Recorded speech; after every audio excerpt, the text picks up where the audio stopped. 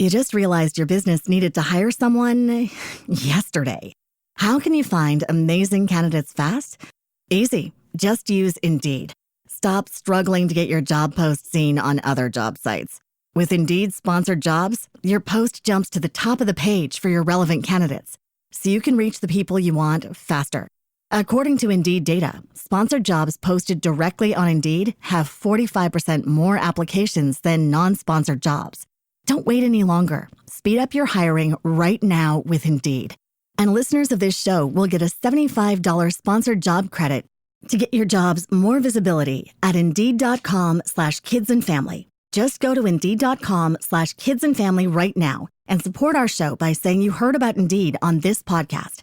Terms and conditions apply. Hiring? Indeed is all you need. Time is precious, and so are our pets. So time with our pets is extra precious. That's why we started Dutch.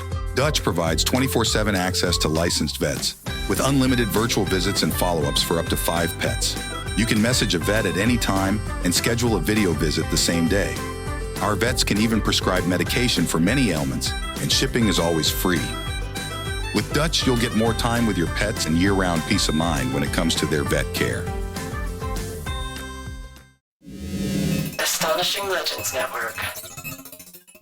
Disclaimer. This episode includes the usual amount of adult language and graphic discussions you've come to expect around here. But in the event it becomes an unusual amount, expect another call from me.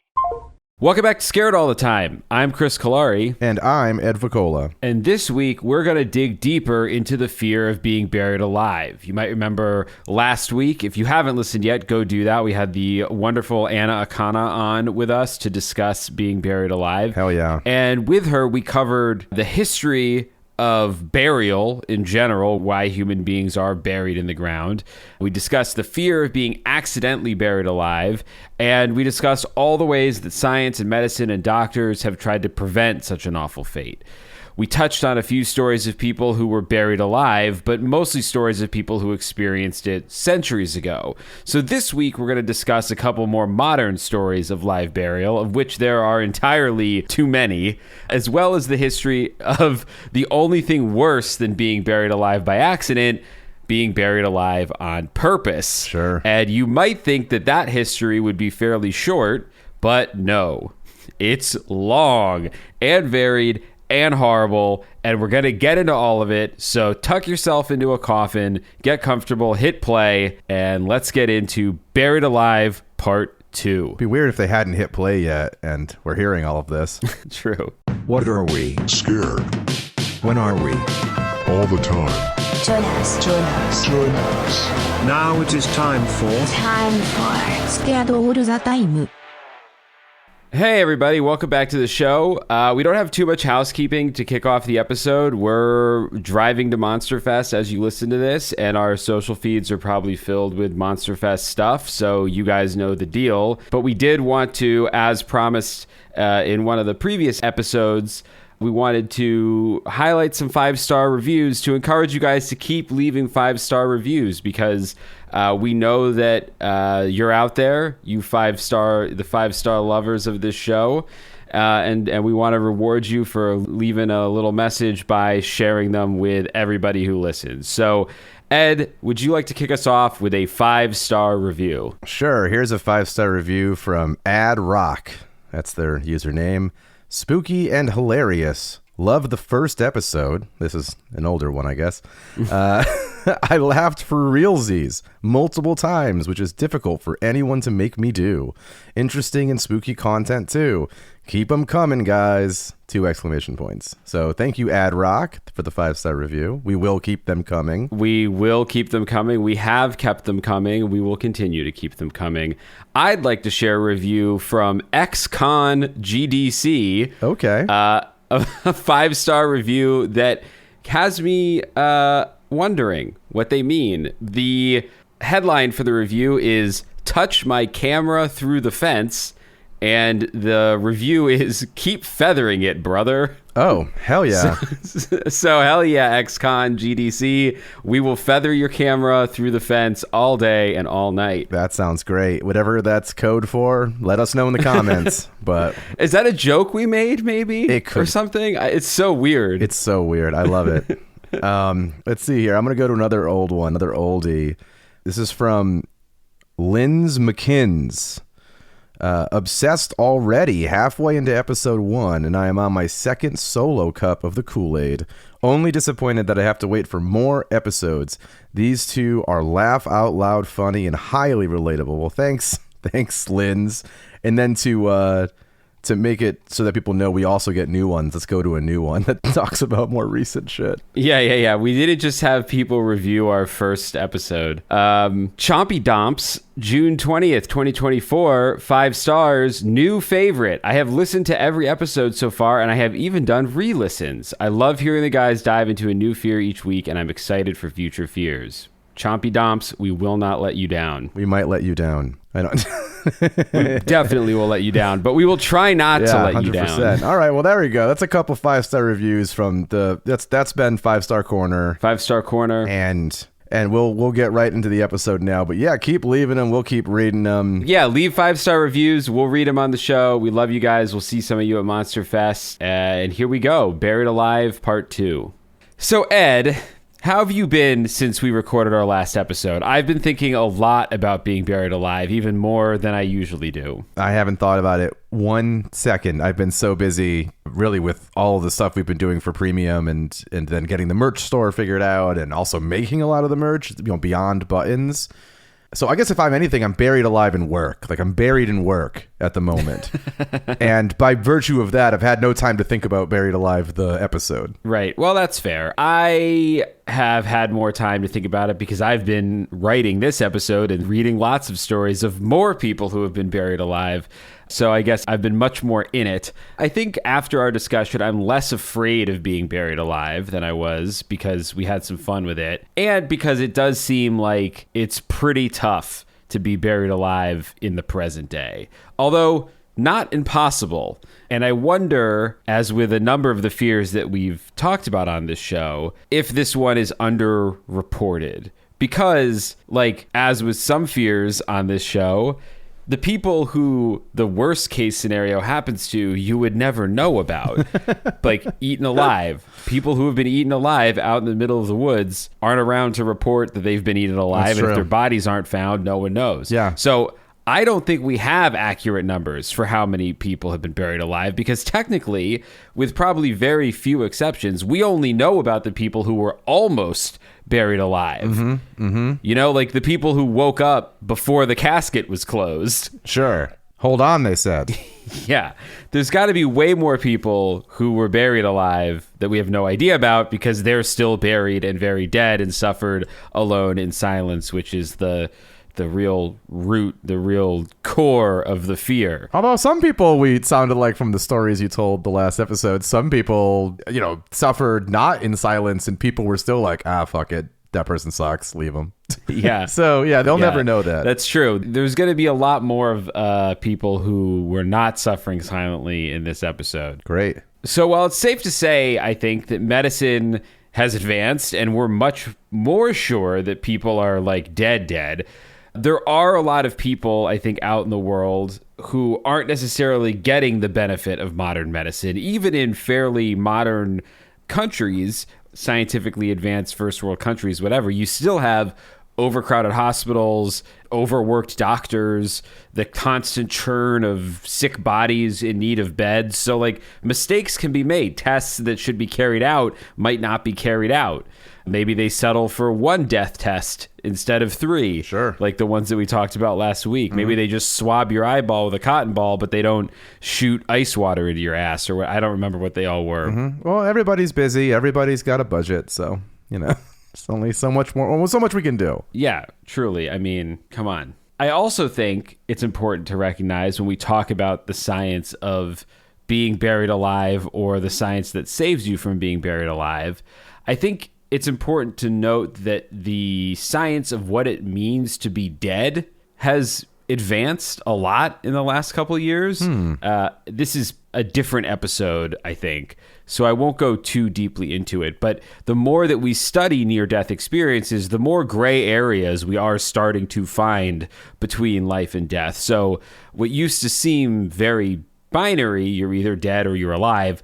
It's starting to seem like that may exist on much more of a spectrum than we thought. Is that like we have things now where it's like your brain dead or your body dead or you're fucking just asleep? Yeah, well, even beyond that, just like we've been studying people who are brain dead for an hour or 2 hours or 3 hours and then come back.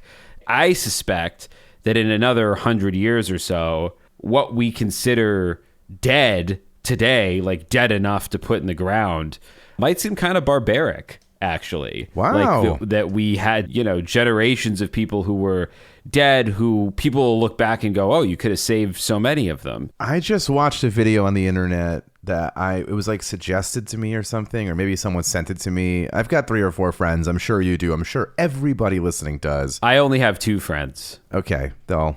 I'm happy to be, I guess, one of them. You and my wife. Although I don't fit the bill. I don't fit the bill for what I'm about to say, so you might have no one in your life then for this. Okay. But I have at least a few friends, and I'm sure this is universal, who just send like 1 million Instagram reels to me every day. Oh, yes. And they know who they are, and they're probably listening.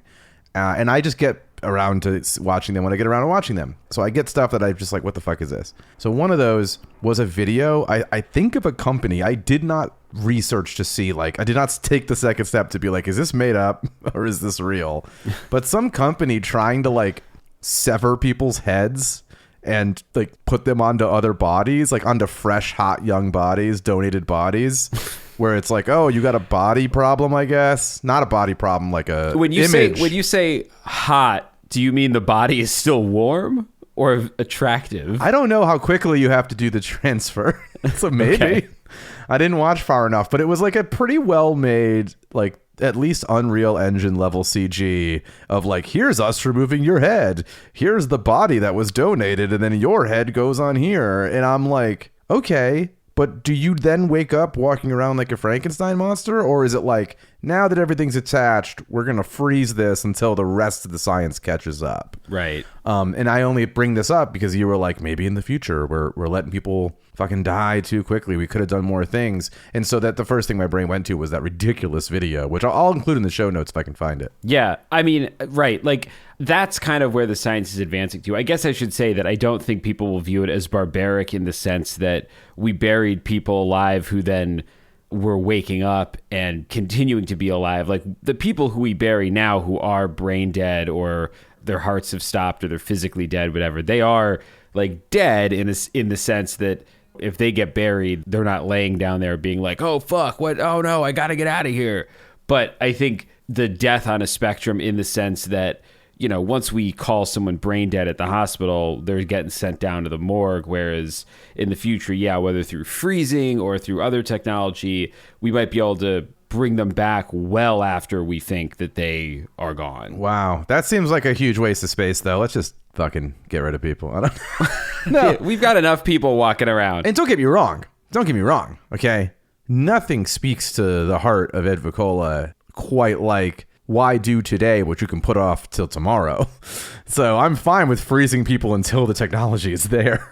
Yeah. And then it's some other idiot's problem. But I think it'll quickly become a Demolition Man situation where we'll be like, and now we freeze our prisoners. So yes. Well, if there's any prisoners listening to this in the future, I'm sorry we froze you, but aren't you glad you got a second chance to go be a criminal? Are you?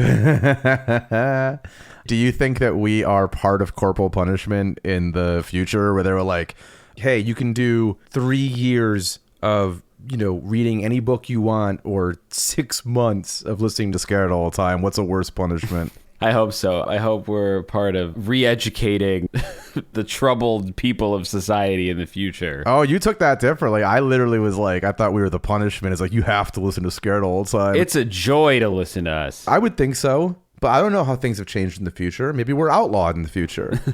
That's true. Well, all that said, modern live burial is, probably not the once in a million tragedy that we want it to be. It probably happens more than we think. If anything, I think modern burial practices with viewings and wakes probably help make sure anyone on the edge of life and death is really tipping over into the dead column. Well, I found that really interesting when Anna brought that up in the last episode, where she was like, that's why we have viewings and why we do things for 3 days or whatever. It's like, so it's partially because it's like, you fucking dead, buddy? You fucking dead? For sure? I think this is something that I ended up cutting on the fly in the last episode because she had brought it up and I didn't want to be redundant in the moment. But I had done some research that the first morgues, I think it was where the term morgue came from, or maybe it was another death term. Oh, Dave Morgue.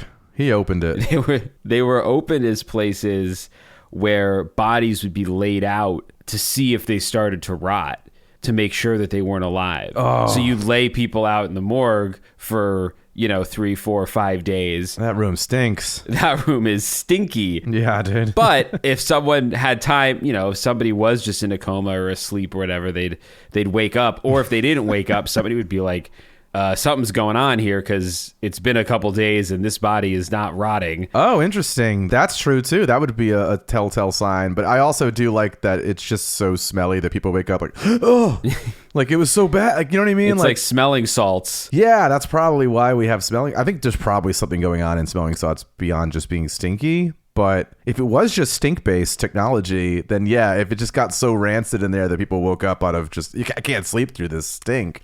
Yeah. That's really fun too. Do you think maybe somebody, this is a very dumb riff, but if somebody tried to commit suicide just by pretending to be dead so that they'd get buried and then they get put in that morgue room and they're like, oh, fuck, I can't fake sleep through this. I don't know. It's so stinky. It is a dumb thought because there's a lot wrong with it. But now I'm kind of obsessed with the idea of faking your own death to get into a morgue to like rob the morgue in some way, where it's like, oh, I need this thing. There was like a mass murder that happened at the scene of this thing, but one of the guys who was killed has this information, I don't know, the equation for cold fusion.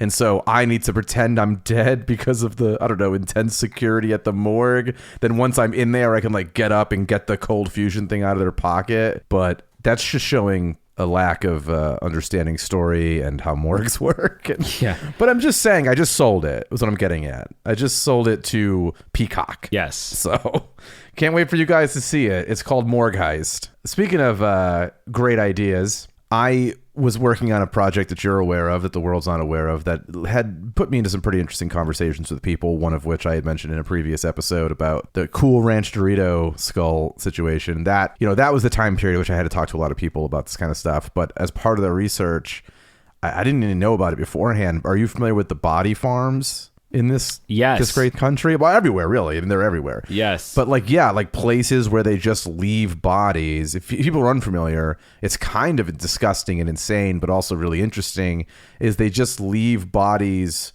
outside in the sun for 16 days, or like with one arm laying in bog water, or you know what I mean? There's just a bunch of bodies left in really unusual situations so that they can then know, like, okay, this is what a body becomes after 16 days in the sun. Yeah. This is what a body is if like one arm is going to be soaked and the rest is bone dry. And I guess it helps with like police investigations and a number of things, but yeah, it's just a really interesting, gross place to work. I think when people talk about like, oh, I'll donate my body to science, I think we like to think that there's going to be, they're going to study your brain or something, but really they're just like, no, dude, we needed a body to we dipped your balls in quicksand for 3 weeks to see what would happen. See how long your sack gets. To help this murder investigation. What murder investigation could possibly need that? I don't know. I'm not a murderer. We'll move on from this in a second, but I do. There's a picture I remember seeing from one of the body farms where it was a body in a cage in like the grass, and I was like, what the fuck? Do you think it's gonna get up and leave? Like, why is it in a cage? But it was because it was to keep animals off of it.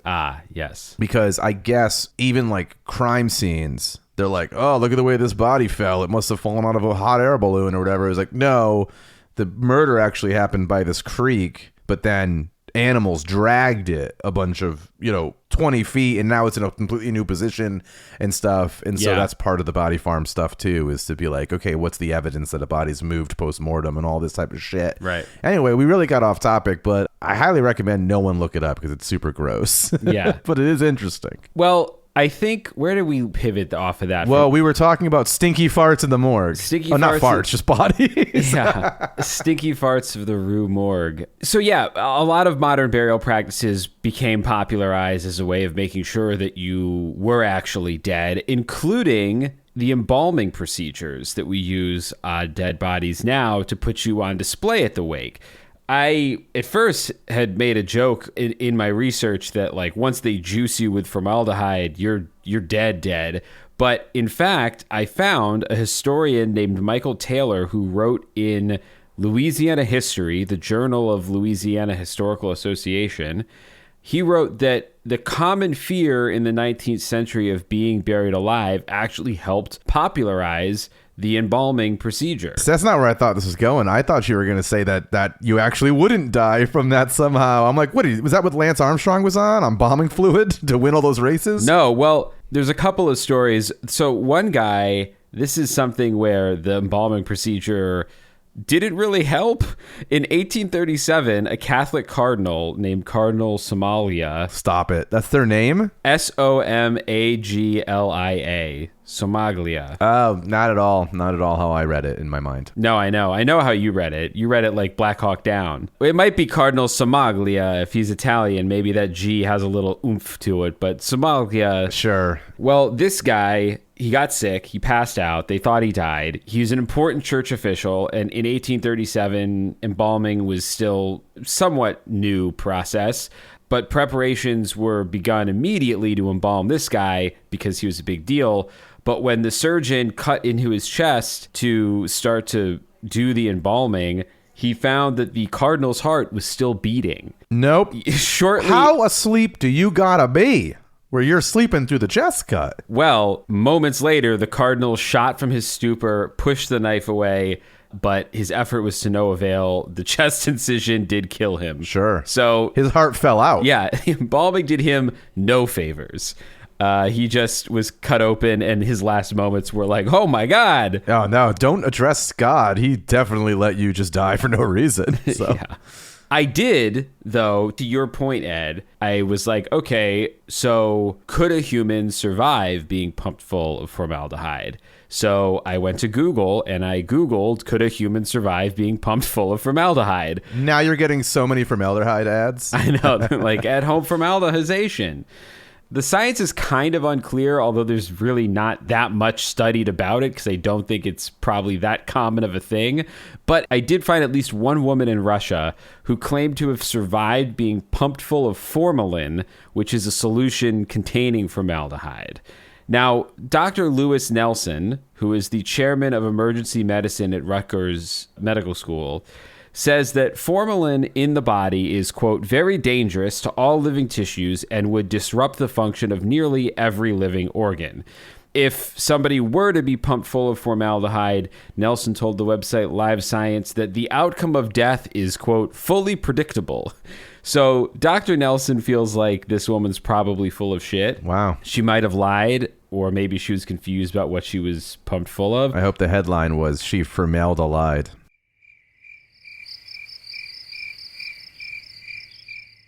And then everyone, of course, was fired at that newspaper, but it would make me happy. I've got a feeling everyone was probably fired at that newspaper anyway, based on how newspapers are doing these days. Yeah, that's true. Hey, I'm here for the Modern Pun Times online edition.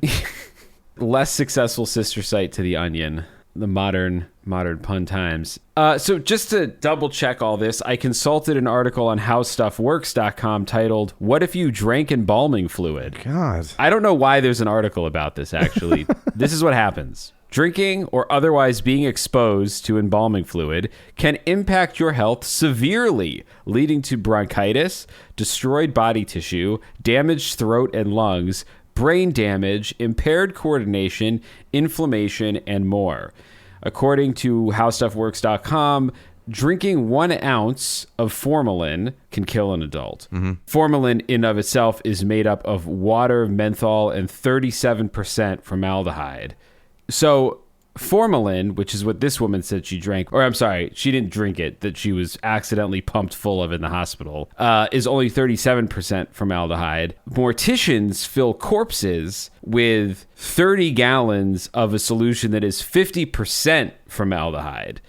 So true body embalming formaldehyde would kill you much faster and completely than the formalin. Yeah. Anyway, I think the lesson here is that maybe we should just mandate that morticians are responsible for making sure that you don't go in the ground alive. Like the first thing they do when they get your body is use the air gun from No Country for Old Men.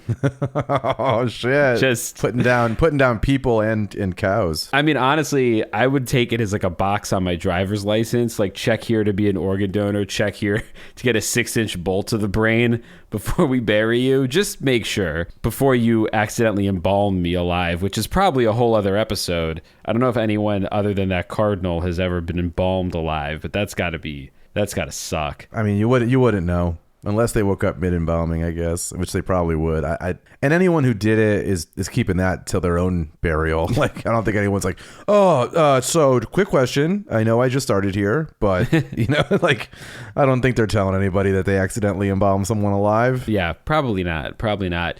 Even with all the attempts we make in the modern day to protect people from accidental live burial, too many people, for my liking, have slipped through the cracks and nearly into an early grave. One of the wildest that I dug up is the tale of Angel Hayes, which, according to some, is the most remarkable 20th century instance of alleged premature burial, although I don't think there's really anything alleged about this. It's pretty well documented. In 1937, this guy, Hayes, crashed his motorcycle and was tossed headfirst into a brick wall. His face was so disfigured that his parents weren't allowed to view the body. Gotta wear helmets, man. Gotta wear a helmet. On top of his instantaneous transformation into a hamburger face, doctors couldn't find his pulse, so they declared him dead. All signs seem to be this guy is fucked. He's hurtling towards R.I.P. God bless. He's no longer with us. He is visiting the hamburger helper, little hand man in heaven who's gonna make a casserole out of it. What? So that thing's dead? The hand man is dead? It's a ghost in the commercials? He looks like a ghost to me. That's true. Anyway, Angel Hayes was buried 3 days later. Hilariously, and luckily for Angel Hayes, his father had recently taken out such a large life insurance policy on him that the insurance company was very suspicious of the timing of this motorcycle accident. I bet. So they demanded an investigation, and Sure. 2 days after the funeral, so a full 5 days after Smash Face Angel was dead, his body was exhumed. And much to the surprise of those at the Forensic Institute, and I would say probably his father and the insurance company, Hayes was still alive. What? His body was still warm. This is multiple days later? 5 days later, yeah. And he was buried. Mm-hmm. He was in such a deep coma that his body had a diminished need for oxygen, and he kind of was in this, like, I guess sort of a hibernating state or something. Like he didn't really need the air and the food and the water as badly. It was just enough that he was alive. Wow. It's like in those fantasy movies and fantasy films when it's always like a sorcerer has the ability to make you appear dead. Like, Yeah. you know what I mean? Yeah. Wow. But apparently you don't need any of that. You don't need a sorcerer. All you gotta do is smash into a fucking wall. And it does the same thing. After numerous surgeries and a little bit of rehab, physical rehab, this guy recovered completely. And I couldn't find a ton of photos of him, but the ones that I found, he honestly looks great. Like, his surgeon nailed it. You never would have known his face was a sausage blend before or after his encounter with the wall. Wow. I hope that's the name of his memoir, My Encounter with the Wall. Encounters with the Wall, an Angel Hayes story. Yeah. Well, Angel, he probably did. Maybe he did write a memoir. I don't know. I didn't find it, but he became a minor celebrity because this case picked up some steam over the years. People traveled from all over the world to speak with him. And in the 1970s, he actually went on tour. So almost, when did we say this happened? 37? So almost like 40 years later, he went on tour with a sick security coffin, like a safety coffin he invented. It had thick upholstery, and it was the 1970s, so I can only imagine how good that upholstery looked. A food locker, a toilet, and even a library. Sure. I found a second source that claimed it also had a small oven, a refrigerator, and a hi-fi cassette player. This isn't a safety coffin. It's a fucking apartment vault. Yeah. I don't know.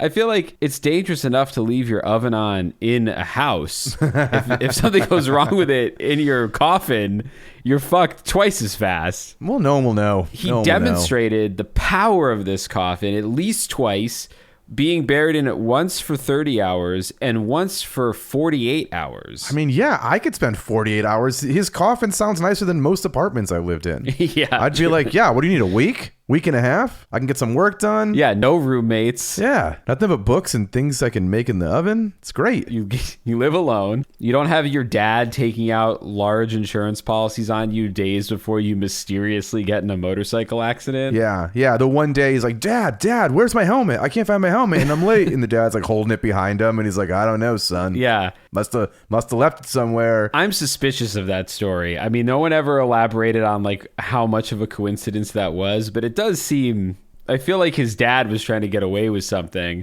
Yeah, I mean, look, he named him Angel, and he's like, you want to meet the fucking angels? Yeah. I don't know. I don't like talking about people who, this is the 30s though, right? So nobody cares. Yeah. This is fine. I could talk about this. But this next one's a lot more recent. 1993 is this next one. South Africa. A guy named Sipho, Sipho, Sipho William Medelchi. That last name has two consonants I've never seen together.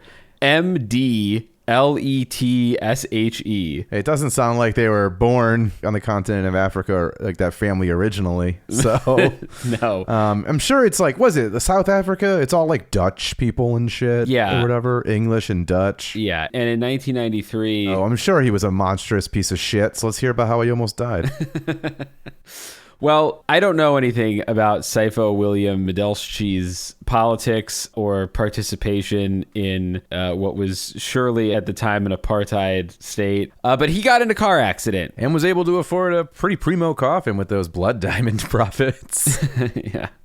He got in a car accident with his wife in the car in 1993. The paramedics who arrived at the scene believe that his injuries were too severe and there's no way he could have survived. It's not clear if his face was pulverized as badly as Angel Hayes's, but it sounds like it was a real mess.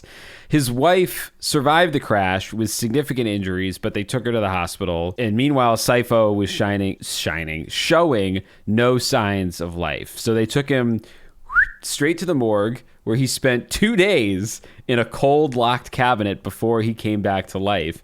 And as he gradually started to wake up, he says that he realized he was locked in a small, dark container, which at first led him to think that he'd already been put in the ground, which has got to be like, that's interesting. Yeah, it's like you hear hooves, nobody thinks zebras. Right, exactly. That's a really interesting first thought. Yeah. This is why it's good though. Don't give up too easily. Always make loud noises, because he started making loud noises and banging, and luckily for him, the morgue workers, I'm sure terrified, heard the commotion. They figured out which cabinet the noise is coming from and yanked it open to reveal this perfectly awake and lucid Sipho. Who's watching the mines is the first thing he asked. I know. My diamond mines, no!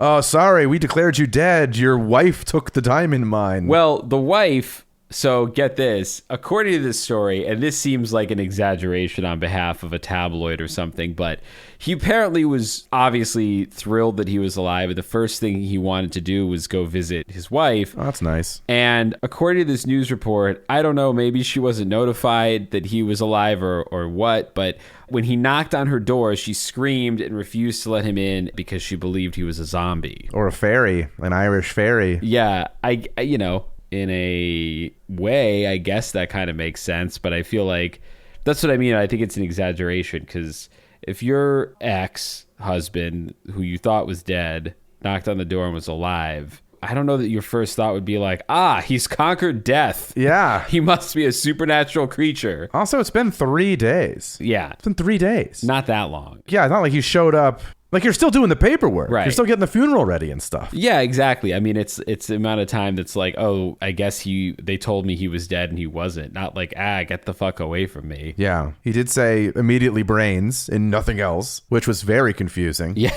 yeah, right. But he did survive. They brought him back to the hospital. He survived. Well, congratulations, Sifo. I'm sure you're not any of the things I made up about you for comedic relief. So according to Snopes, another person had a very similar thing happen a year later in 1994 when 86-year-old Mildred C. Clark spent 90 minutes in a body bag in a morgue at the Albany Medical Center before an attendant noticed, quote, the bag was breathing. Which feels like a bad horror movie effect, I feel like. Yeah, or they're on drugs. Yeah. But she'd been found on her living room floor, cold and motionless, no detectable heartbeat, no breathing, no signs of life, stiff as a board. And the coroner was just like, yep, she's dead. But they threw her in the bag. She resurrected herself, but she only lived for another week. So they were close on that one. Oh, my God. That was similar in the last one, too, right? The person that was buried alive in the last episode who died pretty shortly after they got home and everyone was like, don't close the hole. We'll be right back. Yeah, well, because I feel like these stories probably happen on the people that they're most likely to accidentally think are dead or bury alive or whatever are people who are 1 foot out the door, Yeah. It's easier to be mistaken. As I like to say, 1 foot in the grave, 1 foot in a banana peel. Absolutely. You just realized your business needed to hire someone yesterday. How can you find amazing candidates fast? Easy. Just use Indeed. Stop struggling to get your job post seen on other job sites. With Indeed sponsored jobs, your post jumps to the top of the page for your relevant candidates, so you can reach the people you want faster. According to Indeed data, sponsored jobs posted directly on Indeed have 45% more applications than non-sponsored jobs. Don't wait any longer. Speed up your hiring right now with Indeed. And listeners of this show will get a $75 sponsored job credit to get your jobs more visibility at Indeed.com/kidsandfamily. Just go to Indeed.com/kidsandfamily right now and support our show by saying you heard about Indeed on this podcast. Terms and conditions apply. Hiring? Indeed is all you need. Time is precious, and so are our pets. So time with our pets is extra precious. That's why we started Dutch. Dutch provides 24/7 access to licensed vets with unlimited virtual visits and follow-ups for up to 5 pets. You can message a vet at any time and schedule a video visit the same day. Our vets can even prescribe medication for many ailments, and shipping is always free. With Dutch, you'll get more time with your pets and year-round peace of mind when it comes to their vet care. You just realized your business needed to hire someone yesterday. How can you find amazing candidates fast? Easy. Just use Indeed. Stop struggling to get your job post seen on other job sites. With Indeed sponsored jobs, your post jumps to the top of the page for your relevant candidates, so you can reach the people you want faster. According to Indeed data, sponsored jobs posted directly on Indeed have 45% more applications than non-sponsored jobs. Don't wait any longer. Speed up your hiring right now with Indeed. And listeners of this show will get a $75 sponsored job credit to get your jobs more visibility at Indeed.com/kidsandfamily. Just go to Indeed.com/kidsandfamily right now and support our show by saying you heard about Indeed on this podcast. Terms and conditions apply. Hiring? Indeed is all you need. So the most recent story I found is from 2013. 2013. It's not that long ago. Sure. I can tell you what I was doing in 2013. I was an adult, a full-grown adult, working. This story, I think, stretches the definition a little bit of being buried alive, but it kind of helps us segue into the next segment of the episode. So I will say, to be fair, that hospitals and medicine weren't really involved in this one. This was more of a crime. Okay. And equally as scary for the witnesses as the poor guy at the center of the event. Sure. So the location: a cemetery in the suburbs of Ferraz de Vasconcelos, Sao Paulo. There's no way whatever that was great accents on what language was that? It's Spanish. Ferraz de Vasconcelos. What is that Spanish for? No one knows. Did it even say in the article? The vascular Ferrari? I don't know. Oh my God, dude. I love the term vascular Ferrari. Yeah. I don't even know what I would use it for. I don't even have a bit for that. It's just like it just feels nice coming out of your mouth. Yeah. Vascular Ferrari. Vascular Ferrari. In Sao Paulo, which is So Brazil. So Maybe it's Portuguese. might be. Shit, dude. We don't know. I don't know. Well, a woman there was visiting a family's grave in the graveyard when she heard what she thought sounded like faint crying for help. And then she noticed that the earth of the grave nearby was moving. And she said, quote, "I was terrified to see a man who I thought was dead trying to get out of the grave. He had his head and hands out and was moving his arms around trying to get out." Oh my God. Which to me conjures the mental image of him like one of those inflatable noodle guys. Yeah. Just like, woo. So she shot him. Yeah. Oh my God, he's still alive. And then shot him. No, she get this, she ran away screaming, which I'm sure he was like, fuck, that's not what I wanted. I wanted help, not to make you run off. But yeah. She did call emergency services, who came back. They found the man half buried in the earth. Sure. And the woman claimed that when she called the police, they did not believe her and accused her of wasting their time. That sounds like how that situation can go more often than not. Yeah. It's a major city, Sao Paulo. Yeah. She says, "They kept questioning me, asking, 'Are you serious? This is a joke, isn't it?' she said." And when she was unable to convince the authorities that it was not a joke, and there was a man climbing out of a grave, she went to the cemetery office to plead with them to confirm with the police that her discovery was real. Somebody got video of this. They posted it on YouTube, and it shows a man wearing a gray jumper with the bottom half of his body almost completely buried by soil. So there's just no one helping. She ran away. Someone else just filmed it. Yeah. Like nobody has come to help pull this guy out of the grave. In some of the images shown on Brazil's Record TV, the guy appears almost lifeless, and then an emergency worker steps in and finds that he is breathing. At the time the article was published, the man was recuperating in a local hospital, and the hospital source said he is, quote, "coming back to life." Oh, wow. Wow. I guess it's not a poor use of that phrase, but it's a little glib. Yeah. The question is, how did this guy end up half buried in a grave?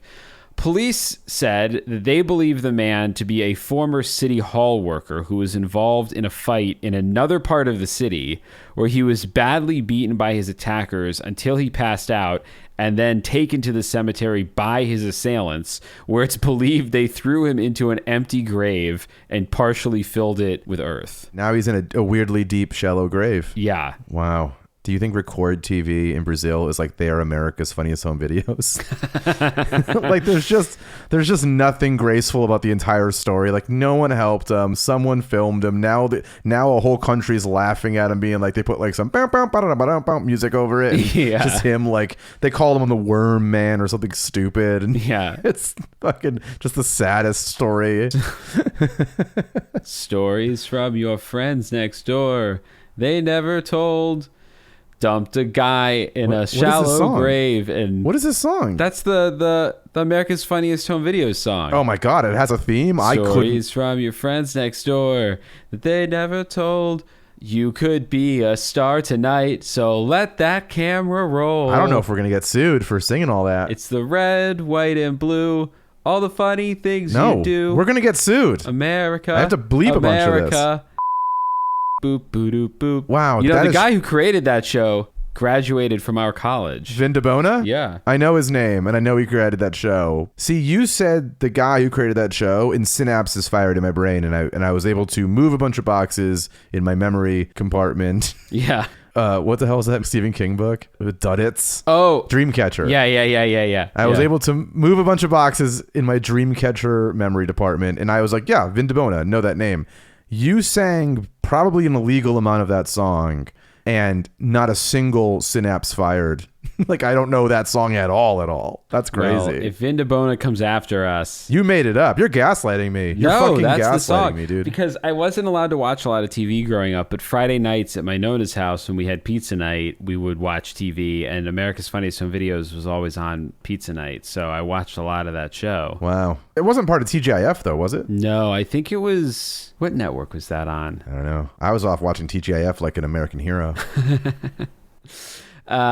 The article notes that this attack was the second of its kind in Brazil in just 3 months. In September of that year, a homeless man who was beaten over the head with a shovel by 3 teenagers. Hate that. Hate to hear it. In the Brazilian capital of Rio de Janeiro was found. Another Brazilian story? Yes. It's from the same article. Oh, okay. Got you. This article ended with this mention of that these kids had beat this guy over the head with a shovel, and he was found buried alive at Leblon Beach. And the teenagers also tried to suffocate him with a plastic bag before stripping him naked and then burying him in the sand in the early hours of the morning. I gotta say, it used to be like, sorry, Canada, we said something weird about you. Now I feel like it's almost every 4th episode I have some reason to say something about Brazil. Your giant snakes, your piranhas, your aliens. I don't know if we have any Brazilian listeners, though. Well, I'm not saying I'm worried about it. They can listen all they want. If we have Brazilian listeners, they're just going to agree with me. But it is a wild scene down there for sure. For sure. Also, if someone's going to beat you with a shovel, they're already probably proficient with shovels, so you can just expect the next logical move is you're getting buried. Like, if they beat you with a chain, I guess you might get chained up. Yeah. I don't know. Does every weapon have to have multiple uses? I also don't know that every weapon needs to have a corresponding finishing move the way that you are talking about them. Yeah, probably not. But probably not. God damn, hooligan teens in Brazil, though, sound rough. No, they don't sound great. Well, the reason this is a great transition into the next part of the episode is because these teenage hooligans are not the only people who have buried someone alive on purpose. And that's the next section of this episode. Buried alive on purpose, ! We're going to move into buried alive on purpose, but I think there is some questioning to be done, which is, you said they beat him with a shovel. Mm-hmm. And then they also suffocated him with a bag. Yeah. So it sounds like they buried him alive by accident. These people really felt like they were going out of their way to kill a human being. Yeah. And just they're not as good at killing as they are digging shallow graves. Yeah, I think they thought so. It's buried alive by accident in this case. True. Well, Ed once again comes through with the correction. I'm happy to move away from buried alive by accident, but I just feel like if we were being strict with our definitions in deducing that story's I'm not gonna say anyone's a hero in that story, but that story's villains. I mean, I wish I had a segment that was buried alive by teenagers ! But I don't. We're just going straight into buried alive on purpose. So that's fine. I think no one's gonna miss it if we end up finding enough teenagers. Here's the thing: it's just a different. It's like, because now everyone's like, teenagers are so lazy. I'm like, are they? They spent hours trying to kill that guy and then buried him. Yeah. It seems like teenagers are just unfocused. They're not lazy. Yeah. Well, live burial has long been used as a form of punishment, torture, and execution. And there's evidence that it was practiced all over the world for a variety of reasons. It's actually so common that it was it was hard for me to decide which examples to discuss.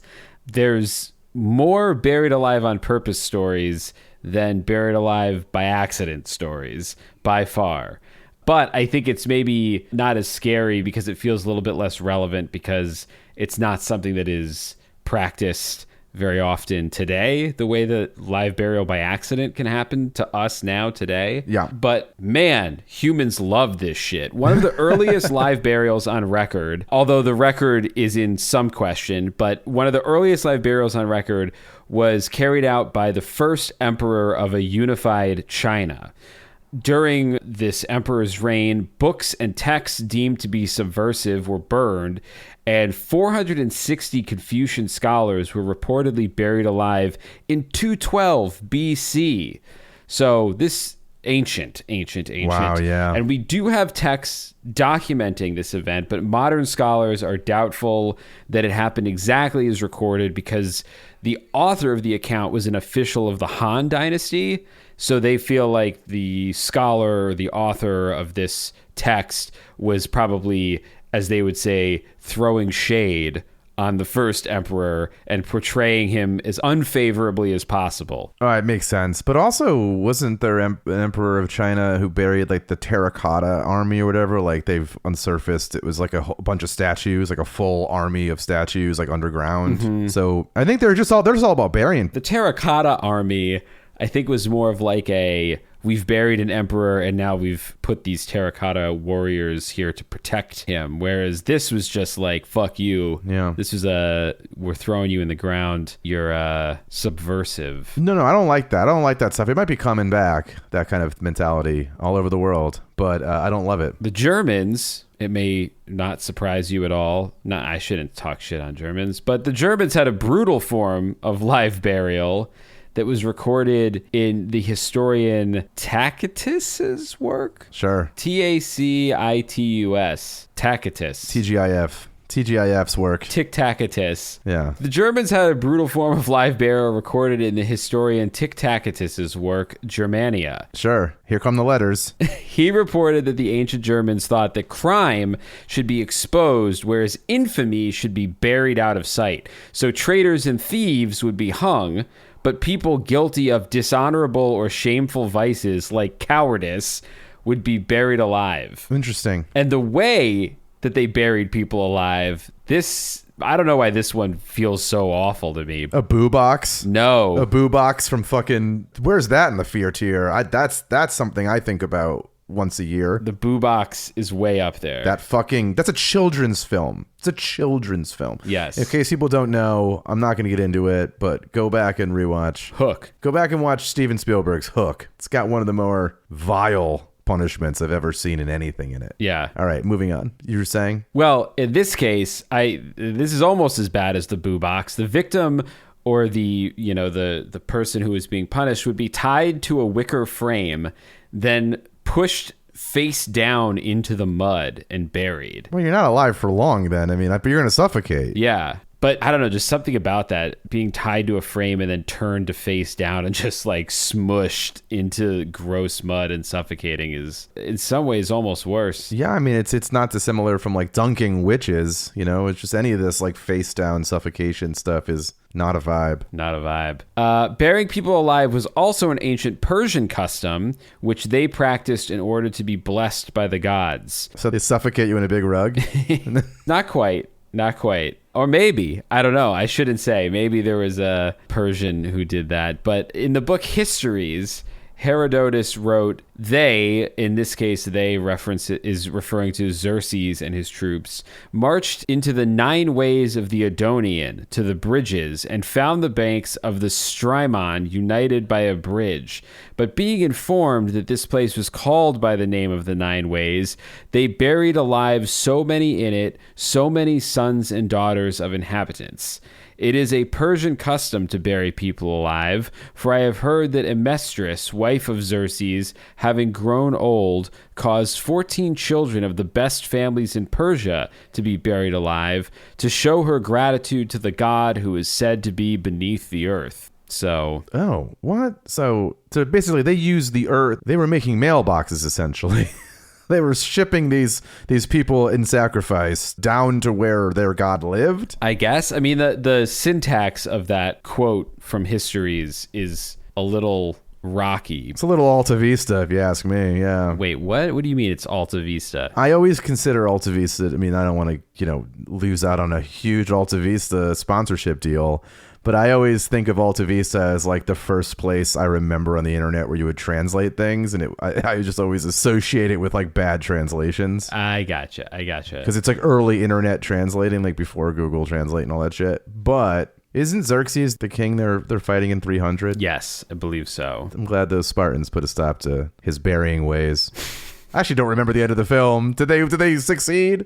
I don't know. They should have included this in the movie. It would have made him seem like a real bad dude. Well, they fought in the shade. I remember that much. The Swedes also got in on this. The Swedes! buried people alive, a peaceful people. In 1611, in Småland, Sweden, a man faced a death sentence from the Sönerbo district court for committing bestiality with a horse. Sure. So a real old school Mr. Hands situation here. Yeah, but also, like, fucking, is that death sentence? I mean, get that guy out of town, sure, but, like, is that death sentenceable? Seems like it, because this isn't the only guy who had this issue. Get less hot horses. Yeah, they victim shame the horse. They had a full center spread in Nay Boy. Oh my God, I have to keep that in. You dumb idiot. You just signed your death warrant. They call me the sniper. but every bullet hits me. Not me, I'm saying this is you saying it. Yeah. So in this case, the court's archives that exist indicate that the prescribed punishment for bestiality with this horse was either live burial or burning at the stake along with the animal. Wow, so now the animal's like, what the animal do? The animal didn't do anything. Well, I didn't write this down. I should have dug up the episode, but like 2 years ago, I was listening to a podcast while I was driving, and I can't for the life of me even remember what the podcast was now, but it was this really interesting podcast about the history of court cases where animals had been put on trial. And I guess this happened a lot. Like pigs would be put on trial, sheep, cows, they were treated in some cultures, they had some degree of like legal rights that could be taken away. So there were animals that were like banished and animals that were burned alive, animals that were, I'm pretty sure one of the stories was about hanging a pig or hanging a goat. So these sorts of things did happen. Anyway, in this case, we don't actually know what happened to this guy and his horse because the sentence required the king's approval, and we only have the court archives that give the punishment options. We don't know what the king chose. It's buried alive. Do we need to even have this discussion? No one's choosing burned alive over buried alive. Probably not. It seems like a no. Oh, you're saying, but if it's the king's choice, then you might end up at the short end of the stick for sure. Yes, the king is making the choice, not the okay, sentence. got you. Correct. So this was 1611. A few years later, in 1616, we do have the results of a case against 18-year-old farmhand Tifrid, who was sentenced by the governor in Jönköping, Sweden, to be buried alive with the cow with which he had committed bestiality. Sure. So I think the lesson here is just go jerk off and don't do it. Don't commit the bestiality. It's like Travolta in Pulp Fiction. He's just talking to the mirror. He's like, you gonna go home? You gonna jerk off? That's all you're gonna do. Yeah, like, exactly. I think these people need to have that come to Jesus moment, I think, in the bathroom near the barn for sure. Like, that's a better way to live. Yeah, Tufrid was walking the fields, throwing glances over at the cow, thinking or feeling like it was reciprocated. Yeah, and it's like I'm gonna ask it out. I'm gonna ask it out. I mean, if everything you just said was actually in the like King's Court transcript, it would be unbelievable. Well, somewhere in the long and storied history of burying people alive, the term immurement came into use. Now, some people use immurement interchangeably with live burial, but it's not technically the same thing. The major difference between a live burial and immurement is that the victim of a live burial dies from asphyxiation, whereas someone who is immured usually starves to death, because immurement usually refers more to the idea of someone being walled up or put in the floor or put in some basically a small space where it's not as small as a coffin, but you are going to last a couple of days and then just die from starvation or dehydration. Sure. So one of the earliest places and probably the most well-known uses of this is from during the Roman Empire, when immurement was punishment for the Vestal virgins who broke their vows of celibacy. Sure. So Ed, do you know the Vestal virgins? I do actually, but I was going to say it's Hellenistic, so it doesn't really make sense. I was going to say, I want to say that Medusa had some sort of similar oath. Oh, Maybe she did. I don't know. The Vestal Virgins, they were essentially young women who were taken or given from respected, usually, higher class respected Roman families. They were considered to be free of any mental or physical defects, and they were to take a vow of celibacy, which was taken very seriously, and they committed themselves to tending to a sacred fire honoring Vesta, the goddess of home and family. So if a Vestal Virgin broke her vow of celibacy, then she was punished with death and buried in the city. Now, this proved to be difficult for two reasons. First, spilling the blood of a Vestal Virgin was forbidden. And second, under Roman law, no person was to be buried within the city. So I don't know exactly how it came to be that the two things that were involved in punishing Vestal Virgins were also technically illegal, but it meant that the Romans had to get creative as to how they would get rid of the Vestal Virgins. Sure. And what they came up with, according to a dictionary of Greek and Roman antiquities that I referenced online, after being condemned, so after being found guilty of breaking her vow of celibacy, a Vestal's executioners would prepare for her a very small vault in the ground, usually containing a couch and a small amount of food and water, and then the Vestal would be led into the vault where she would be sealed in and left to die a slow and likely agonizing death. Sure. So that got them around. Because that way you can't spill. They're not spilling blood. They're not spilling blood, and she wasn't being buried within the city. She was just being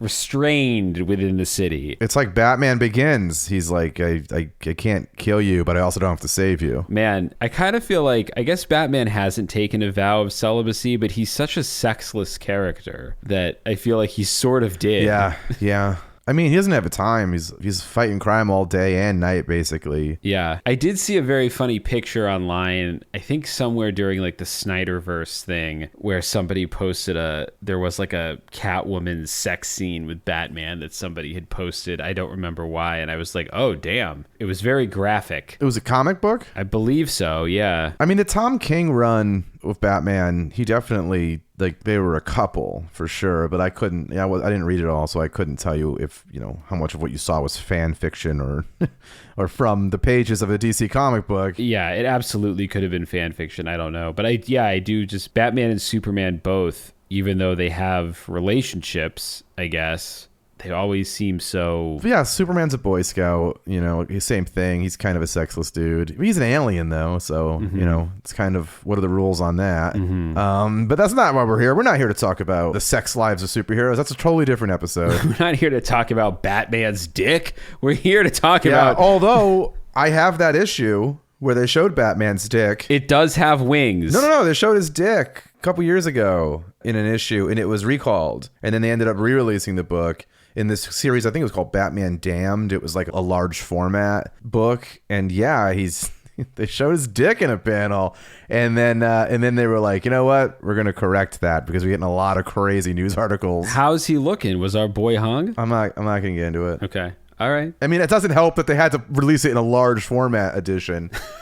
They released it in large format, and it's just a very tiny dick. Yeah, and in a large painting. Yeah. How embarrassing. A treasury edition. Oh, and here's a Medusa update. She was, in fact, a Vestal Virgin. Oh, look at that. Yeah, Medusa, who's Greek. Okay, so close. Roman. Wait, so Romans and Greeks had Vestal Virgins? It would appear that way. Because I think they come from the god Vestra or something, who was probably like... I mean, the Romans were just so into Hellenistic Greek shit anyway. True, right. Either way... she was, and it's really fucking greasy. Like, I only know this because, like, Medusa got done real dirty. Like, she was just a Vestal Virgin, and she was, like, raped by some of the gods, like Neptune or some asshole. Oof. And then they were like, well, you had sex, you big idiot. Guess we got to throw you in the sea or whatever to kill you, or turn your fucking hair into snakes. It was like a punishment. The whole thing was a punishment for her breaking the vows of being a Vestal Virgin, but she had nothing to do with that. And so I was always like, that's fucking greasy, dude. Yeah. That sucks for her. Shit. But she's the bad guy in the myth. So yeah, I don't know. I learned a lot I was just like, man, this is kind of a bummer. I just learned a lot too. So I could have made it all up. Who knows?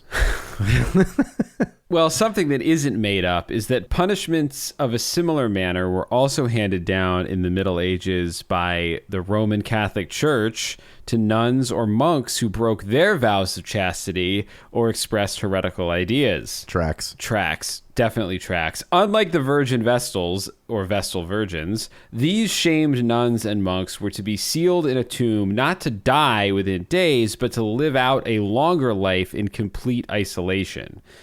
Known as vade in pacem, or go into peace, the punished would go without any sort of contact or sight of the outside world, only having food dropped to them through a small opening.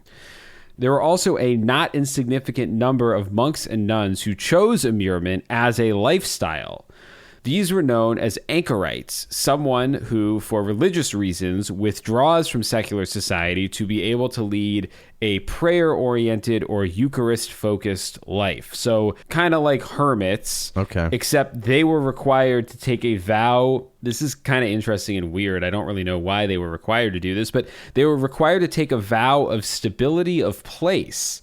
So they were essentially hermits that didn't talk to anyone and kept to themselves and just prayed their whole lives, except they had to do it in a permanent space. And usually they opted for a permanent enclosure in a cell that was attached to a church. In the 4th century AD, a nun named Alexandra immured herself in a tomb for 10 years.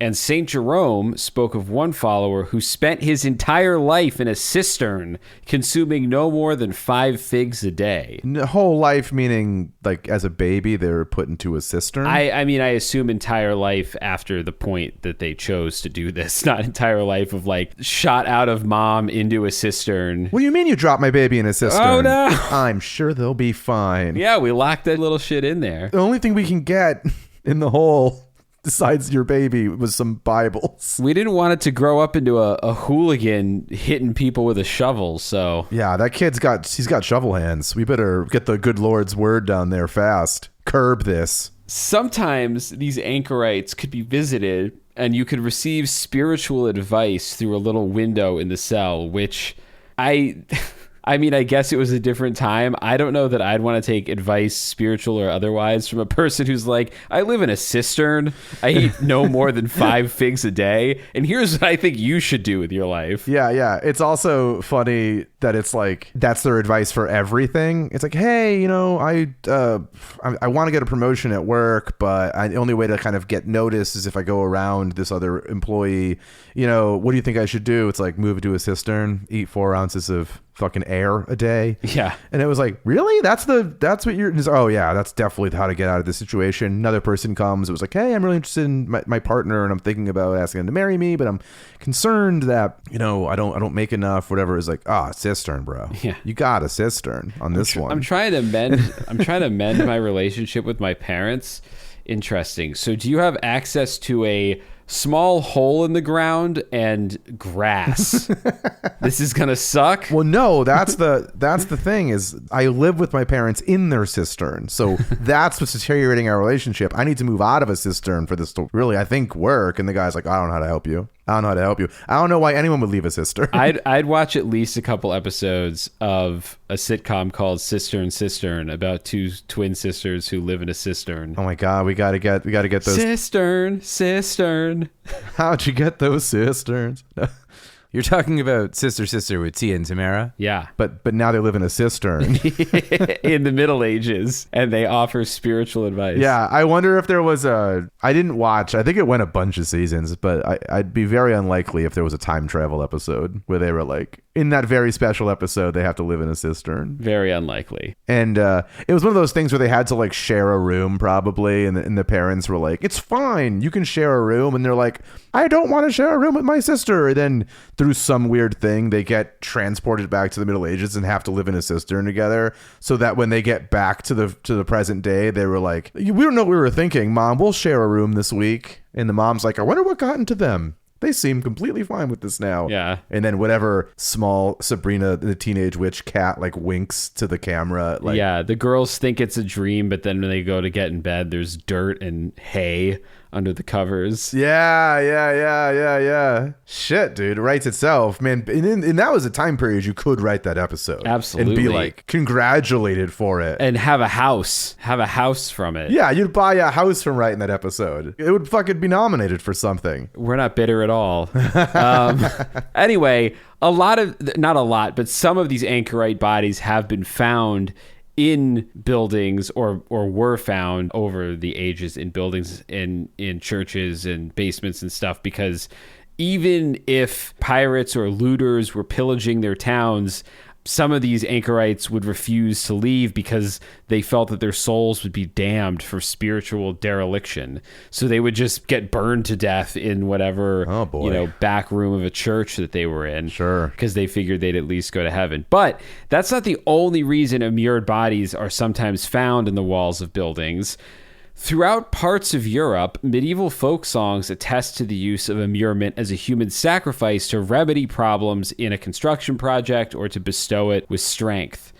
So here we go. I hope you're into Albanian oral tradition, which sounds like porn you should not have on your computer. So I guess there's a famous story in the Albanian oral tradition. Well, it's in both the Albanian oral tradition and the Slavic oral tradition, called the Castle of Shkodra, Shkodra. And in this legend of the Castle of Shkodra, the story goes that 3 brothers would uselessly toil at building these walls that would disappear at night. I don't know why they would disappear. I don't know what kind of magic was involved, but apparently the brothers would work all day. They'd build these walls, and the walls would come down at night. Sure, it's an allegory. Probably an allegory. They were told, not sure by whom, but somebody told them that they had to bury one of their wives in the wall. And these 3 brothers decided that they would choose the one who brought them lunch the next day. Wow. Which I double-checked to make sure I was reading this correctly. They did choose... I feel like you'd choose the wives who didn't bring you lunch. Exactly. I guess maybe it's supposed to be like they chose whoever they tricked into showing up, maybe, is the idea. I don't know. It's not a great partnership if you have to trick them into bringing you food. Well, it's not a great partnership if you're going to put her in the wall when she brings you food anyway. So yeah, and I should mention that that's not to imply that ladies should just be bringing people food by virtue of being the partner. I'm just saying, if you're like, hey, we're going to be working on the wall again today, any chance, I'm not going to be able to step away, you can maybe bring us a sandwich or something that would be tight if you're not busy. The wife's like, oh, you're going to be working on the wall again? The one that's never there the next morning? Huh, okay. Yeah. Sure. Sounds like you guys are just going to drink all day. Yeah. I don't know. It's just, it won't stay up. I guess now that you say that, if you are the partner of, or the wife in this case, of 3 guys who every day come home empty-handed and every day have nothing to show for the labor they've done, yeah, maybe you're not in bringing sandwich terms anymore. You're like, this is tearing us apart, this, whatever this obsession you have is. Well, so get this. So the 3 brothers decide they'll pledge to wall up the wife who brings them lunch, and they also make an agreement to not warn their spouses. 2 of the brothers, though, do warn their wives, so those wives stay home, leaving only the wife of the man described in this myth as the, quote, honest brother to die. So I love one guy who definitely lied through omission. Yeah. I don't know what this Albanian folktale says about Albanians. I'm sorry if you are Albanian, but it does seem like maybe at least this folktale has some strange moral codes at work. Yeah, or it was translated by Alta Vista in the 90s. Or that. But check this out. So this is what an image this is. The wife accepts her fate, but she asks to leave 3 parts of her body exposed. Her foot to rock her infant son's cradle. Wow. Her breast with which to feed the infant son. Sure. And her hand to stroke the infant's hair. How tall is this infant? In my mind, she's being walled in vertically. Yeah, you know what I mean? I don't even understand. I don't know, but the image to me of a woman in the wall with a foot, a breast, and a hand exposed is What a fucking gothic horror image that is. Yeah, usually you have to go to Berlin or something to find that kind of fetish on display. So then this even gets a little bit, I don't want to say weirder, but I just find all this very interesting. So this legend has been retold in various languages over the centuries. One of the most famous versions of the legend is from a Serbian epic poem called The Building of Skadar, published by Vuk Karadžić, who also recorded it as a folk song with a Herzegovinian storyteller named Old Rashko. Wow. And we definitely shouldn't use AI to make this, right? This song. I don't know, dude. We're not inserting an AI-made song about this walled-up woman, right? And now, I'm just kidding. Please do. But if it was, we're going to jail. In order to keep Ed out of artistic jail, and potentially actual jail, you can find that song, which is sure to top the Hot Country 100 chart, in this episode's show notes. So anyway, this version of the song in the Serbian language is the oldest version of the legend collected and the first to earn literary fame, because in 1824, a copy of the folk song, again, about walling a woman up with her hands and feet and boobs hanging out of the wall, was sent to none other than Jacob Grimm, one of the brothers Grimm, who was enthralled by it. Grimm translated it into German and described it as, quote, one of the most touching poems of all nations and all times. I mean, it is touching. It is selfless, where the person, I guess, agrees to be walled up. I've watched walls be made, not a super fast process. So they had to sit there and be walled up. But then also, it's selfless because it's like, I might be being walled up, but I still am so connected to this child. I need to be a mother even whilst walled away. So I can see how they'd find it touching. I guess. Oh, you fucking sociopath? I mean, I guess she's touching her child with her dead foot. So, I mean, there's that. No, how? I think the baby...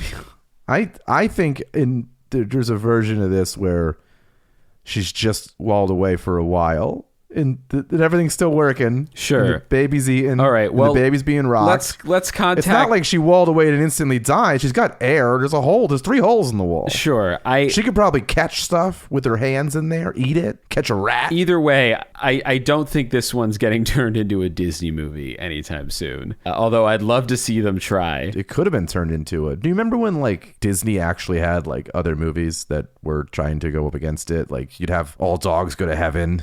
And it's just like, hey, what if Disney animated movie was fucking terrifying? Well, those are all Don Bluth's movies, right? Yeah, Don Bluth movies, which were all like, in my opinion, pretty scary. Yeah. So I bet you Don Bluth or whoever made The Last Unicorn would fucking make this movie. Yeah, Or Rock and Rule. Did you ever see Rock and Rule? No, but that like Canadian heavy metal style animation. I'm trying to think who made The Last Unicorn, because I remember that poster. Oh, it's like two people's names. Rankin and Bass. Oh, that was a Rankin and Bass movie. Yeah. And it's terrifying and it has bad songs. And the unicorn has very skinny legs. My writing partner likes that movie. Come on, Jen, get your life together. She has a poster of it. That's why I can picture the poster. Oh yeah, I think she has it like in the kitchen or some wacky place. But anyway, some scholars have, I think correctly, noted that this poem's spirit is superstitiously barbaric, but Grimm's opinion has prevailed, and the ballad continues to be admired by generations of folk singers and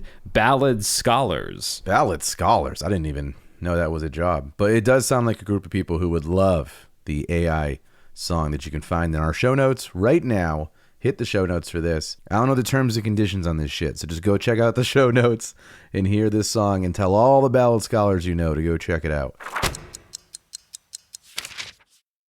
You just realized your business needed to hire someone yesterday. How can you find amazing candidates fast?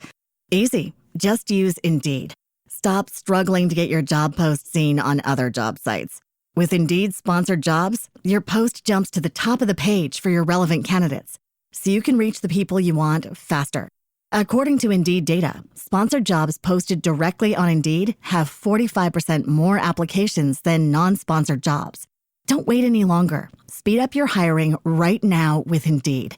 And listeners of this show will get a $75 sponsored job credit to get your jobs more visibility at Indeed.com/kidsandfamily. Just go to Indeed.com/kidsandfamily right now and support our show by saying you heard about Indeed on this podcast. Terms and conditions apply. Hiring? Indeed is all you need. This next story is a Greek story called The Bridge of Arta. The bridge is tough. Bridge is tough. The bridge is tough because it's like, where am I going? It's like, all right, listen. All right, you're going to take a left at the old elk tree. Then you're going to cross a bridge with one tit and a foot hanging out of it. And then if don't touch either of those things. If you that's 100% a curse. Yeah. If you do. But yeah, it is funny that it's like, okay, if you get to the wall with the tit and the foot, you've gone too far. Is what I'm saying. So you're going to flip around and you're going to use the bridge with a foot and a dick hanging out of it. This bridge, also, there were numerous failed attempts to build this bridge in the city of Arta.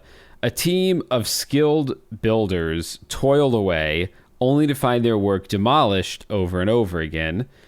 Legend has it that a maiden was immured in the walls of a local church as a sacrifice to help the masons complete the bridge, and supposedly it was a local priest who invited all of the most beautiful maidens to a feast and selected the most beautiful one, Madala, to serve as the sacrifice. In the story, she falls into a deep sleep after the priest offers her wine from a, quote, certain goblet, and then she was walled up and the bridge was miraculously completed. Wow. Which that one's annoying because at least the first story, it has a supernatural element. The first story is like every day we wipe our hands clean and we say with another job well done, and then the wall disappears. Yeah. Where this one, they say the bridge keeps being destroyed. Maybe instead of Cosby saucing some fucking person in your town as a solution, she drank from the Cosby cup. Yeah. Cup of a carpenter. Cup of a Cosby. Yeah. The cup of a Cosby. But I think what you should really be focusing your energy on is finding the people who keep destroying your bridge and telling them to stop. Correct. Because it said destroyed. It didn't say fucking fell down like the keystone didn't work. There's some kids with shovels came and banged it down every time. I find it interesting that there are these folk tales. Like, I've never heard a folk tale where the trope is 3 Albanian brothers can't finish a wall. But apparently that was like a whole thing. Between that and this Bridge of Arta, the idea that there's a trope in folktales of the building that can't be finished until someone's walled up inside of it. Maybe it's like the sun also rises situation. These are all just like allegories and analogies for guys who can't get it up. Maybe. I'm not even kidding. Like at that time period, it could be like, well, you can't make a baby unless you can trap a woman. You got to trap a woman. Before you can make a baby. This one's getting real weird. All right, so before we close out people who were buried alive on purpose, my favorite story about people who were buried alive on purpose coincides with another one of my long fascinations, which is nostalgia and its corrosive effects both on individual people and its corrosive effects on society. Yeah, nostalgia's a vampire. Nostalgia, I think, is very bad. Even though I suffer from intense bouts of nostalgia sometimes, which is why I think, had a fascination with it. The whole thing's probably a conversation for another episode, but a few years ago, I was doing some research on the subject of nostalgia and discovered that I'm not alone in thinking that it can have negative effects, and some people go to great lengths to prevent those effects. So, just brief background. In 1688, the term nostalgia was coined by Johann Hofer, a Swiss medical student. It's a portmanteau of ancient Greek words, nostos meaning home or homecoming, and algos meaning pain. He also coined the term nostomania, or the obsession with one's home. And one of the books I was reading on nostalgia describes it as such. Hofer describes a serious disease, one that could progress from simple physical ailments like a ringing in the ears or indigestion to near catatonia and even death. Its root cause, according to Hofer, was, quote, the quite continuous vibration of animal spirits through those fibers of the middle brain in which impressed traces of ideas of the fatherland still cling. Hofer concluded that nostalgia admits no remedy other than a return to the homeland. And this is where we loop back around to the topic of the episode, because in 1733, and I don't know my history, so I don't know which war this was, but I mean, the Russians, God, how many wars have they fought? Sure. In 1733, the Russian army became so concerned that troops suffering from nostalgia, which again they thought of as a physical disease, would flee the front to return home, that they developed a brutal way of putting a stop to it. Well, before you tell me how brutal it is, it's weird because they're using nostalgia the way we use homesickness. Yes. That is not, those are two different things in modern language. Like nostalgia is a memory towards a time and place where they seem to have it so directly connected to a place. Yes. Or the feelings of that place. So like they're describing homesickness, which is funny because they're describing it as a sickness with physical ailments, and we refer to homesickness as homesickness. Yes. But nostalgia could be for fucking Star Wars or being 16, you know? Yes. So although I think back in the day, in the 1700s or the 1600s, there was probably less of that. Well, there was less things to be nostalgia of. Yeah, like it was Yeah. more connected to, you know, the people you'd left behind at home, your physical home. You know, there wasn't as much media that people were necessarily nostalgic for. They might have been nostalgic for that hot cow. Yeah, I got to get back to Bessie, the cow. The one who got away. No, the one I got buried with. Also, there was probably 0% globalization. So it was like, I want to just get back where people eat the food I eat and Yes. talk the way I talk. Yeah. Especially if you're on the front lines of a war in a foreign country. Anyway, Russian physicians recommended live burial to anyone who started showing symptoms of nostalgia as the most effective way to stop the spread of the disease. Why? Why was that prescribed? I want 3 days in a hole, and then call me in the morning? No, I think it was just probably as both a physical, you know, if the person was infected with something, you bury them alive and keep them from spreading it. But also it made a pretty striking statement of, hey, if you start feeling homesick, you're going to suffer for it. You know, like I think it was kind of a warning. I don't want to hear any more about this homesick shit. We're not going back to Russia. Yeah. Okay, we're busy. We're on a campaign. You can be in the ground or you can be in the front lines, Yeah. which I think both end with you in the ground. Yes. But you have some horrible foreign diseases to catch that have nothing to do with longing for your homeland. So, But it is interesting that you were like, it's the physician's choice. It wasn't the crime and punishment arm of this. It was the doctor was like, I think what this guy needs is to be buried for a while. That's why I thought maybe they get to come out, because it was the doctor that said it. yes, it is interesting that it's the doctor who said But it. you're supposed to do no harm. You're a fucking doctor. You should never be like, oh, that's a pretty, yeah, you're right. That's a pretty bad cough you have. Perhaps just walk into the sea. It's not a solution. Well, yeah, I think we should clarify that these doctors weren't recommending being buried for a day or two and then being dug up. They were just saying, kill them, throw them in the ground and kill them. Those are bad doctors. Well, what are you going to do? You had limited tools to work with. Well, I wanted to try to find a way to end this episode on a slightly happier note, I guess. We've been talking about live burial for the past 2 episodes. So the last 4 to 5 hours that we've been recording, we've been talking about some real bummers. So I challenged myself to see if I could find a happier way to end this episode. And while it's tough to find happy stories of being buried alive, I did find something very similar that kind of blew my mind. I never heard of this before. There's this incredible story, or I guess really more a practice more than a story, but of Japanese Shingon monks who mummified themselves alive. Excuse me? You heard me correct. Mummified themselves alive. It's a practice called sokushinbutsu, or becoming, quote, a Buddha in this body. So I, as previously discussed, not a big fan of taking spiritual advice from somebody who is choosing to wall themselves up alive. Sure. And far be it from me to offer any spiritual guidance to our listeners. But I would say that this is something you definitely should not try at home, no matter how much you want to become a Buddha in this body. Okay. This is only for the best of the best. It's such an intense act of devotion that over the course of almost 1,000 years, from 1081 to 1903, only 20 monks ever completed the process.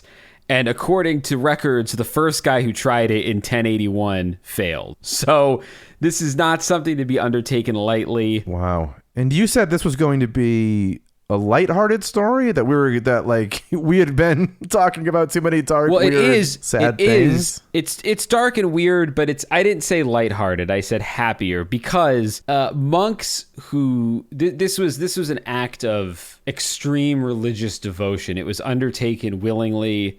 It was something that was seen as a devout spiritual practice. So while dark and weird, it's something that the people who undertook it were not afraid of, or perhaps facing their fear of it was part of their spiritual journey. Monks on a path toward sokushinbutsu believed that this sacrificial act, which was all done in emulation of a 9th century monk named Kukai, would grant them access to Tusita heaven, where they would live for 1.6 million years, a very specific amount of time. Very specific, yeah. and be blessed with the ability to protect humans on Earth. So the monks believed, basically, that they needed their physical bodies to accompany their spiritual selves into Tusita heaven. So they embarked on this journey that was as devoted as it was painful, mummifying themselves from the inside out to prevent their body's decomposition after death. Okay. This process, perfected over centuries. Oh, perfected? 20 people were able to get it right. I don't know how perfected they got it. Well, the process took at least 3 years, which is an unimaginable amount of time to dedicate to mummifying oneself alive. Hey, what are you doing on Friday? You want to go out? No, I got to do some mummification shit, Really? Still? And it's like, yeah, I got like 2 more years of this. Well, we've been doing this podcast since October, and I feel like this has been something that's been difficult to do for 6 months. I can't imagine mummifying myself alive for 3 years. I mean, that's just revealing kind of how weak-willed you are, man. You gotta. It's true. You'll never make it in this order of monks. I can just tell right now. They'll take one look at you and go, this guy doesn't have the fortitude, the mental fortitude to give up his Friday nights, to put down his goblets of IPAs and really do the hard business of mummification. Truly. Well, the first step, Ed, Mr. Big Shot, Mr. Big Talk. Hey, listen, I'm not joining the group. I'm not joining the order. I love my Friday nights. I can't give it up to mummification. The first thing they had to do, because they were living in a relatively humid climate, was to dehydrate the body from the inside out. So the monks adopted a diet known as tree eating. They foraged through nearby forests and subsisted only on tree roots, nuts, berries, tree bark, and pine needles. One source also reported finding river rocks in the bellies of some of these mummies. Wow. We joke about this all the time, but I feel like we can find a place in LA that's still doing the tree diet. Probably. Yes, I'm sure. This is the only city in the world you can have the weirdest food habits, and they're like, we got a place for you. There's definitely some actors and actresses that I would describe as dehydrated from the inside out. So sure, we won't name them here. Won't name them here, but you can guess. Eating this way eliminated any fat and muscle from the practitioner's frame. It also prevented future decomposition by depriving the body's naturally occurring bacteria of vital nutrients and moisture. And on a spiritual level, the idea was that these extended, isolated quests for food would have a hardening effect on the monk's morale, disciplining him and encouraging contemplation. Yeah, the contemplation I'd be having is, why did I do this? I know. The contemplation I'd be having would be, I'd love a cheeseburger right now. Yeah. How many days, Ed, do you think they had to eat this way for? I mean, we know it takes 3 years, so... Well, the whole process takes 3 years. Over 1,000 days. Yes. The diet would typically last for about 1,000 days, though some monks would repeat the course 2 or 3 times to best prepare themselves. Well, because you fail every fucking time. I know, yeah. Can you imagine you're on day 998 and you like eat an insect and you have to start over? And, they say that we swallow like 8 spiders a year in our sleep. Mm-hmm. Yep. So that's got to really chap their ass, knowing that, fuck, man, I got to start all over again because I ate a fucking daddy long legs. Well, after these 1,000 days, if you made it that far, if you didn't swallow any spiders down... No, there's probably a rule about that. You had to begin your live embalming process. So they're not entirely sure about this, but evidence shows that monks may have drank a tea brewed of urushi, which is the sap of the Chinese lacquer tree. Oh, I'm glad they're still keeping it in the tree diet. Yeah. Parameters. No chemicals here, just drinking a tree, and it would render their bodies toxic to insects after death. Oh, interesting. So again, thinking ahead to they don't want their bodies to decompose, they don't want their bodies to be chowed on by anything. So at this point, 1,000 days into their tree diet, drinking the urushi tea, they are not drinking anything more than a small amount of water along with this tea, and the monks would continue meditating. And as death approached, the devotees would rest in a small, tightly cramped pine box. Sounds a lot like a coffin. Yeah, sure does. Which fellow monks would lower about 10 feet into the ground. And then what they would do, because again, they're not burying you alive to punish you or to torture you, they would stick a bamboo rod down into that tightly cramped pine box so that you could breathe. Then they would cover the coffin with charcoal and leave the buried monk a small bell that he would ring a few times a day to notify the others that he was still alive. And for days in that coffin, the monk would breathe through the bamboo tube, meditate in total darkness, and ring the bell. And when the ringing stopped, the above ground monks would assume correctly that the underground monk had died. They would seal the tomb, and they would leave the corpse for another 1,000 days. Oh. Now get this.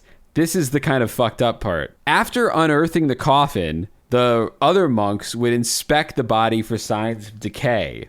If the body stayed intact, the monks believed that the deceased had reached sokushinbutsu and would dress the body in robes and place it in a temple for worship. Yeah. Monks gave those bodies showing any decay a modest burial. Okay. So you could do all that for thousands of days. Yeah. Only to get sort of like toss them in the pit. That's a silver medal. You train for 3.5 years, three years, 360 days, and then, the gun goes off and you come in second. That sucks. Yep. All that work. Over 100 monks over these 1,000 years made the attempt, and only 24-ish succeeded. Well, it's got to really be annoying because, like out the gate, they built like a place with like 100 spots for these types of monks. Yeah. And it's like, we're not filling these up that fast. Huh? It looks pretty, kind of doesn't look great in here that we have so many like empty monk holes or whatever. We're supposed to be mummies. And it's just these like 20 dudes. Yeah. What is that, a space heater and a broom in here? And it was like, listen, a lot of these tombs aren't being used. So this is a bad use of space. Yeah. We really thought we had this. There's a very funny picture. One of the bodies was exhumed in the 60s. And there's a photo of the body. It's at rest in a Buddhist temple in Southwest Japan, but somebody has put sunglasses on it. Stop it. So he looks really cool. But it's like, seems a little disrespectful. That's what I'm thinking. Yeah, there's no way where they were like, you want to do one with sunglasses? Like, we're not on a weekend at burying this guy. Yeah, it's like do a serious one, and then, okay, guys, now we're going to do a goofy one. Sunglasses on. When you say exhumed, do you mean just like took them out of a wall? Like, they're not really burying it. I mean, they want those guys on display, right? Like, they're champions in their field. Well, so they just like put into like a, when you go to a mausoleum or something, is it just like walled in and not necessarily underground anymore? Yeah, they were placed at rest in their like tombs. Okay, yeah. But then in 1877, the government of Japan criminalized, or I guess, I don't know if it was a national criminalization, but the Meiji government, so that might have been one of their prefectures, criminalized it in 1877 because the practice they felt was anachronistic and depraved. So the last monk to die through this process did so illegally in 1903, and that's the guy whose remains were exhumed by researchers. Oh, wow. So they were like, we can put sunglasses on a criminal. Yeah, well, he was a cool guy criminal. They should have given him like a little gangster hat, too. I mean, hell yeah. Or a leather jacket or something. Yeah. I'll see if I can find that picture. We'll put it in the show notes. Okay. So that's it. I wanted to end on that note. I think it's not a bad way to wrap up. Yo, you wanted to end on Sunglasses McGee? Fucking Ricky Sunglasses? I wanted to end on the Poochie of Japanese self-mummified monks. Yeah. I like that story. It was a lot of fun. That last one was fun. Yeah, these guys... And it got even funner towards the end, yeah. Yeah, they were dedicated to a real strange journey, not one that I would go on, but... I guess, God bless them. I don't know if I would outlaw it, though. It's kind of a shit move to outlaw it because, there's got to be like, who are we hurting? Just ourselves. Yeah, exactly. It's like, I get it if you're forcing people to do it, but if it's just, I don't know. That does seem like a live and let live if they want to do it. Yeah, it's not like it was a TikTok challenge. It wasn't like, how many kids can we get to mummify themselves? Like, it was people who seemed pretty dedicated, had their own place to do it. It was a religious, thing. But maybe that was part of that, like, because you said 1903. Mm-hmm. So if you think about it, at the same time that cowboy culture, like genuine West was one cowboy, go West, young man bullshit or whatever. At the same time that was kind of turning into like where Deadwood was turning into Boston. The same thing were happening to the samurais in Japan. So there was like this changing of the times. So it might be like, listen, we're going to start dressing more like Westerners, doing politics more like Westerners. And we don't need a reminder of like this antiquated Japanese way of doing things, this Eastern way of doing things. That would have been the late 1800s. It's kind of, again, a globalization of sorts. And so I can see why they want to wipe that out, but it is shitty. I don't think it was bothering anybody. Yeah, the government was not ready to put Ricky Cool with his sunglasses on the flag or anything. Yet Ripley's Believe It or Not probably did. Yeah. So, I don't know. I guess we did the fear tier last week with Anna, so I don't know that we really need to do the fear tier again this week. No, I think the only thing I'm afraid of now is going my whole life without seeing a photo of that guy in glasses. Well, fear not, Ed, and fear not, loyal listener. We will put a photo in the show notes. Of a corpse. Of a corpse wearing sunglasses. And you will look at it and you will laugh and enjoy it. Or you'll look at it and feel sick and be like, why did they do this? Why are they showing us? It's not that monk that lit himself on fire in protest. It's a cool monk. Yeah. It's a cool monk with cool shades. Yeah. I'm going to petition the government of Japan to put that leather jacket on him, complete the transformation. And then put him on the currency. Yeah, why not? Make him the patron saint. President. The president. At least the patron saint of whatever town he's still at. He kind of looks like Joe Biden with sunglasses on, honestly. It's true. Our president does look like a corpse. I shouldn't say that. I'll keep it in. Well, until next time, dear listeners. Stay above ground. Stay above ground. I'm Chris Cullari. And I'm Ed Voccola. And you've been listening to Scared All the Time. We'll see you next week. Scared All the Time is co-produced by Chris Cullari and Ed Voccola. Written by Chris Cullari. Edited by Ed Voccola. Additional support and keeper of sanity is Tess Feifel. Our theme song is the track Scared by Perpetual Stew. And Mr. Disclaimer is... And just a reminder, you can now support the podcast on Supercast and get all kinds of cool shit in return. Depending on the tier you choose, we'll be offering everything from ad-free episodes to producer credits, exclusive access, and exclusive merch. So go sign up for our Supercast at scaredallthetimepodcast.com. Don't worry, all scaredy cats welcome. No part of this show can be reproduced anywhere without permission. Copyright Astonishing Legends Productions. Good night. We are in this together. Together. You just realized your business needed to hire someone yesterday. How can you find amazing candidates fast? Easy. Just use Indeed. Stop struggling to get your job post seen on other job sites. With Indeed sponsored jobs, your post jumps to the top of the page for your relevant candidates, so you can reach the people you want faster.